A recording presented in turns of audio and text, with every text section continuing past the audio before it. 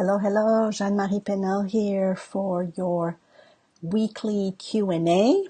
My apologies, I was supposed to be here at 10 and it's 10:05. So just a little late at my rendezvous with you to answer all your questions. And today I was going to answer some questions that I'm getting a lot about how do I involve my child in daily chores. And for those of you who don't know me, I am Jeanne-Marie Paynel. I am the owner and founder of Voila Montessori. And I'm often heard say that we are not our children's servants, but we are their guides. And so this fits in really into this whole idea of involving our children in daily chores. So one thing to keep in mind is when I think you and I say chores, it sounds a little maybe work or negative or such. At least personally for me, I actually remember coming home from school when I was maybe in junior high school, middle school, and I was being raised by a single mom, 3 children, and my older sister and I had a list of chores when we came home from school. We would come home, no one was there, mom was at work, little brother was at school or daycare, and when our mother came home, there were certain things that needed to be done. And so when I say chores, sometimes that's what I remember, right, is that work that needed to be done, but needed to be done to live in a community, to live in harmony, to make sure that things were ready and done for everybody, right? And even for ourselves. So for me, when we're talking about chores with younger children, it is really very important to remember that for them, it is fascinating. For them, it is new. It is something that intrigues them. It is something that they have watched us do and that they want to participate. So really kind of having that little mind shift as to, what are chores? And let's look at it more as just practical life activities that we do with our children, that we share with them. And so to really start out well, it's really important to, first of all, be very mindful to have appropriate child size tools for them to be successful, right? Because if we give them a large sponge, for example, that, we would easily use, for those little hands, it's kind of hard. So cut it. Cut pieces of sponges so they're nice and fit into their hand, for example, or create a little hand mitt. Do I have one here? I don't. I have one on my website to actually do this little hand mitt that is perfect for little hands to wipe things up. But it's just, again, that idea of what is it that I could show them, and making sure that we have child size and quality tools too. None of these, pretend and toy type things. We want them to be successful. We want them to see the progress of their work. We want them to have that satisfaction of my sponge really works and soaks up that water that I have just spilled, or that, something that I'm cleaning up.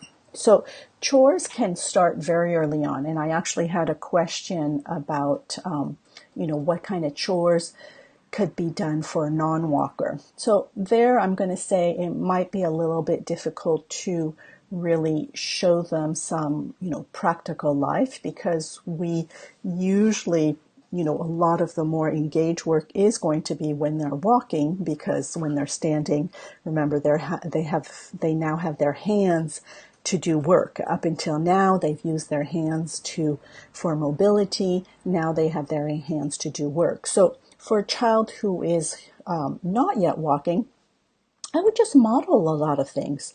And when they are sitting, maybe just give them something to wipe off their mat or their table, or things like that. So that would be what I would, start with, and really model what you're doing, talk about it, give proper vocabulary, and such, and then just plan ahead, have those tools, have an area where the child has easy access independently to the supplies that they might need.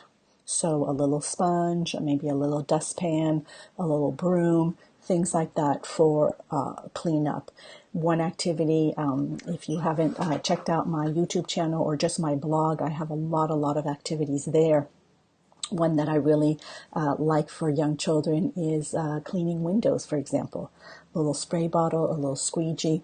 Very simple, but they are active in it. So this is more, again, another mindset shift in that when we are, showing these activities to our children, let's not expect that it's going to be done, perfectly well, and that those windows are going to be spotless and such.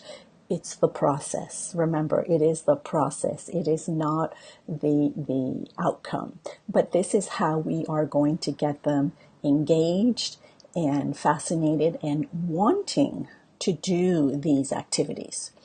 Because in all honesty, to wait too long to do all of these is going to be too late, right? We want to really involve our children at a very young age when they are fascinated by this, when they are wanting to be engaged, when they are asking to know what to do. So when you are, and I know some of you who have followed me for a while, you've heard me say, when you're cooking and they come in the kitchen, don't send them away, involve them, bringing in. So it's the same thing with those daily chores, whether it's, doing laundry, whether it's folding, putting it away, whether it's dusting, whether it's ironing. Ironing, young children love that actually.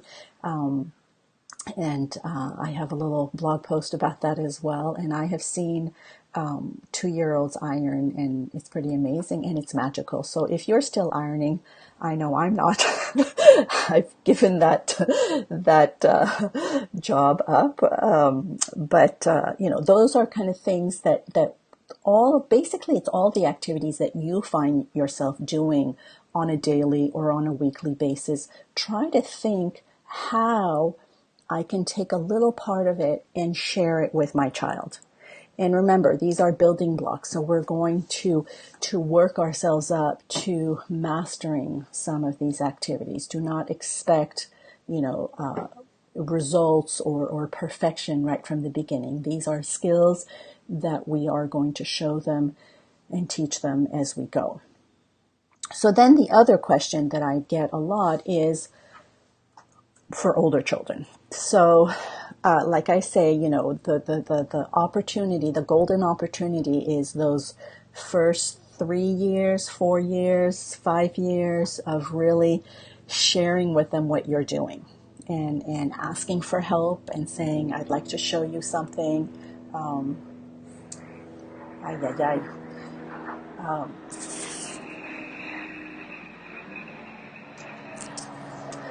Helicopters going over.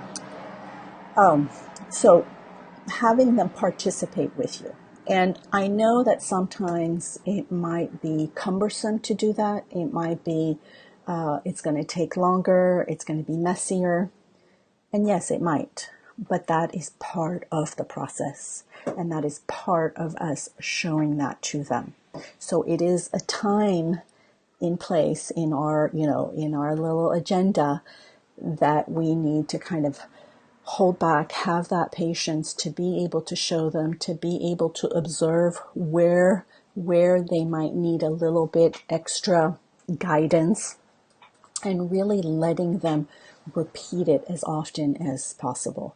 So, if a child is, for example, shown how to clean a window, first of all, you're only going to get the bottom 1/8 of your window cleaned, right? Because it's at their height.